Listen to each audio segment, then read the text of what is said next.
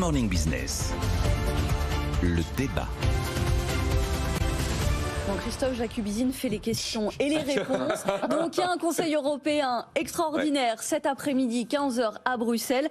Et en fait, cette question, il va falloir trouver les réponses et peut-être protéger davantage ces sanctions, préserver ces sanctions, parce que la Russie, Nicolas Dose, semblerait grande gagnante. Oui, un conseil extraordinaire pour des solutions qui ne seront pas extraordinaires. Parce que ne rêvez pas, il n'y aura pas un grand accord européen pour se passer totalement, notamment du gaz russe. On sait que les Allemands n'ont pas de solution. Il faut construire des méthaniers pour pouvoir stocker du gaz naturel liquéfié avant d'imaginer de se passer du gaz russe. Il est clair que l'arrêt des livraisons à la fois à la Pologne et à la Bulgarie la semaine dernière, ça a vraiment été un révélateur, ça a été un signal d'alarme. Mais quand vous regardez objectivement comment les choses se passent depuis le début de ce conflit, qui est vraiment le perdant et qui est vraiment le gagnant? J'ai pris là quelques chiffres.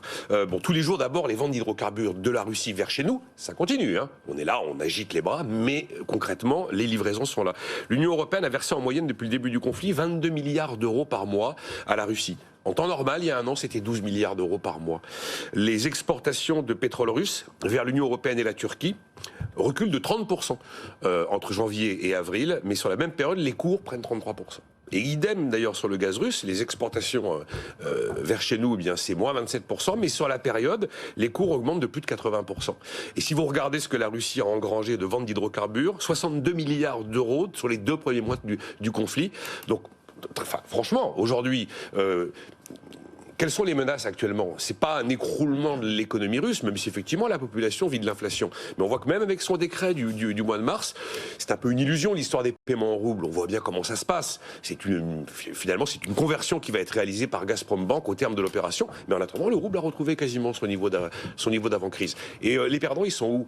Les pays qui vivent une forte reprise de l'inflation, je crois savoir qui c'est, des pays qui sont éventuellement menacés de récession alors qu'on les pensait plutôt à l'abri des tempêtes. Je pense à l'Allemagne par exemple, qui nous a clairement dit que sans le gaz russe, c'était la récession. On voit que le yuan tente de se faire une petite place au soleil à côté du dollar, et d'ailleurs Poutine a dit j'impose le paiement en rouble ou en yuan pour mes barils de pétrole. On voit que l'exclusion des banques russes du système SWIFT fait que ces mêmes banques russes ne peuvent plus aujourd'hui rembourser ce qu'elles doivent à des tiers. Donc quel perdant dans ces cas-là? On peut se poser la question. Et puis il y a des pays assez lourds, comme le Brésil, comme la Chine, comme l'Inde, qui de manière un petit peu feutrée, un petit peu prudente, ont quand même plutôt un penchant russe. Donc à ce stade de l'histoire, objectivement, c'est pas la Russie la grande perdante, à mon avis.